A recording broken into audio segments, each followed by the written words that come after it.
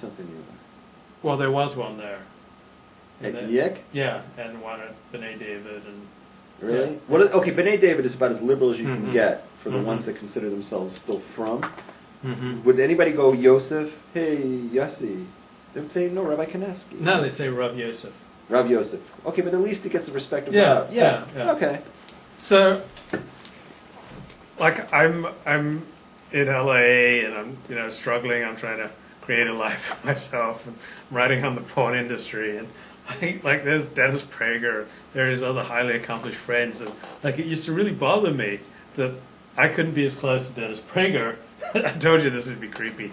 Like it's like the other highly accomplished friends, because like Dennis Prager has accomplished a lot in his life professionally, and like as friends who are psychiatrists and who are academics and who are doctors and who have write screenplays, have a lot of credits, and so I'd see all these highly accomplished people at Temple, and I hadn't accomplished anything of significance, and it used to like really bug me, and I wanted to like so much be on their level, just be able to, hey Stephen, hey Alan, hey Dennis, just be on their level, but I wasn't on their level, and so you learn that in traditional Judaism, that if you don't know anything, you need to be respectful of people who know traditional Jewish learning.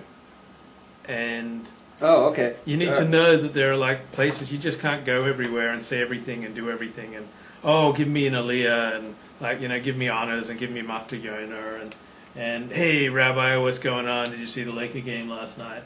Like, the more traditional you go, you realize that everyone's not just the same. There's this radical egalitarianism in secular American life that is totally contrary to the spirit of Torah. The spirit of Torah is a hierarchical world where you treat people with respect according to their age, according to their Torah learning, according to their accomplishments, and it's not just, oh, we're all the same, which is kind of the secular Western. The idea of all men are created equal is a idea that runs opposite Judaism. It goes against the Torah. Torah says, no, we're not all equal. We're totally not all equal. We're all precious in the eyes of God, but you don't just go up to people who are highly accomplished, who are highly learned, and just like start spouting your opinions or treating them casually. Like I don't even like it when people who don't know me, come up to me and just say, hey, I was reading about, this porn movie you directed, or I was reading about, that your mother died when you were 4 years old, or I was reading about that you got a narcissism problem. If you don't know me, don't go up to me and start talking to me like a pal. Like, use some respect. Once you get to know me, then maybe we can be friends. But don't just like go up and say, hey, just because I share very intimate parts of my life on my blog doesn't mean that it's cool for you to come up to me and go, hey, let's talk about your dead mother. Henry writes, the show is a lot better after Luke and Rabs have a fight.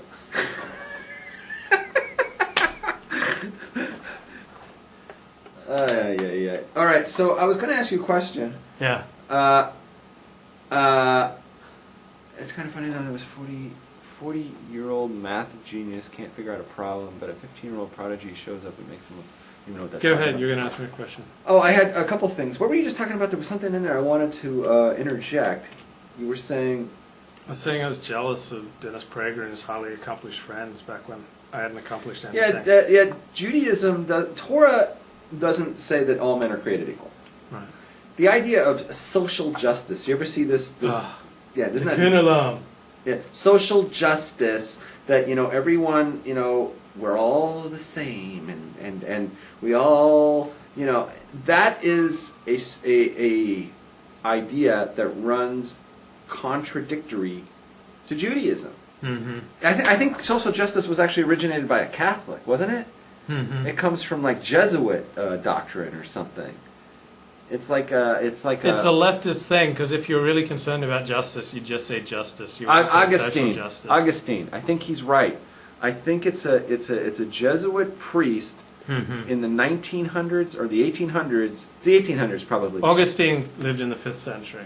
No, then it's not that. This is a recent stupidity. It came out. Social justice developed in the 20th century. It's 20th century. It's in the Tikkun Olam Jews. But there was the social gospel which is a left-wing Christian Right. approach to politics. Jesuit is a Catholic, Yeah. the leftist Sect. you can get. Well, it's the leftist you can get within the Catholic world. in some ways. Oh, okay, I'm not going to argue with it because I'm not an expert, but this is why it's been explained to me. And this is why like a school like Fordham tends to be much more liberal because it's run by Jesuits as opposed to like Notre Dame or something like that. Right? But I don't want to get myself into hot water here because I'm not Catholic. It's not my place to start talking. But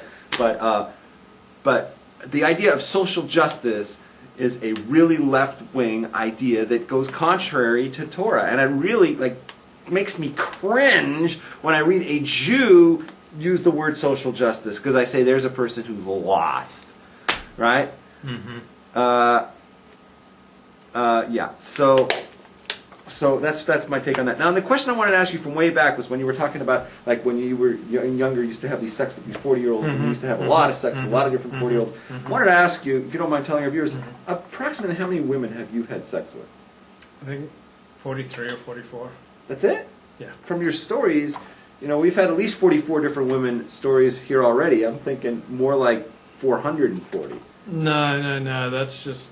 And also, this is the other thing people don't get. I haven't been promiscuous since about 1996. So since 1996, I've averaged like fewer than one woman a year. So Okay. I stopped being promiscuous 14 years ago. I stopped screwing around. And so, I'm gradually aligning my life more and more with the Derek, with the Daled Amos of Torah. Hey sports fans, Levi Ben Abraham here with Rabbi Rabs discussing this week's Parsha and getting us ready for Pesach. Yeah. Okay. Now we'll take a couple questions from the chat room, and then and then we'll close it up. So, is there any? I got a laugh out of that. Did you see what they said? This one said, "I'm ex-Catholic. I'm ex-Catholic." So I wrote, "I'm ex nihilo." Right. It's a little Latin humor there, folks.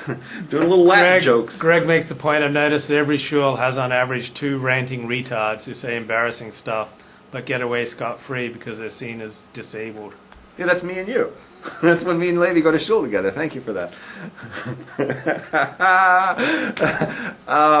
What can we eat for Passover, says the boy wonder. Just go to a kosher supermarket around Passover time, and everything in there is going to be kosher for Pesach. So just go to Glotmart. And if you live in Canada, fly. Actually, he lives in San Antonio, but he's not Jewish. There's going to be a kosher... Well, if you're not Jewish, you can eat anything you want, including Jews, a nun. Oh, it's sick. Non-Jews can eat anything they want during Pesach. Jews cannot eat anything that's leavened. And there's 5 types of anything that contains one of the 5 grains. It's oats, spelt, wheat, barley, and rye. And if you're an Ashkenaz Jew, then you have to add to it things that look like that, like corn and rice and soybeans. Right? Sephardim, not a problem. You can eat that stuff. You Sephardim this time? Are you Sephardim this time around? No comment. Okay, all right. My Chabad rabbis are going to be hosting a Seder. Very nice. All right. Yeah. Blah, blah, blah, blah, blah. Any questions in the audience? Who's more the? You're Sephardim because all your music is Sephardic, Greg. Who's more the protagonist? You guys never finished answering. Who's the protagonist? Is it? I don't think most of them have even seen East Side and Down. So. Oh, forget it. All right. Oh, by the way, there's a movie I just saw this week. Really? I'm going to talk. Yeah, I saw a movie on. What'd you see? I looked at Holy Roller. Have you ever seen this? Yeah. Is that about drug smuggling? Yes. Yeah. There's an actual real story about the drug smuggling. Yeah. There's a real story that's. I thought it was a good movie. Well, you saw it. Yeah. What did you think of it? Well, you got mixed feelings. I got mixed feelings. I may write a note about it, but I don't know. And I've got so much stuff going on. But I wanted to talk about because we were like talking about it a little bit on my Facebook wall, right? And I actually watched the whole movie. And my problem with these things was anytime Hollywood depicts frummies, I just get like I almost want to scream, "Don't do movies about us. Just don't do movies about us because you always get it wrong." And there's just like so many things over there that just drove me nuts.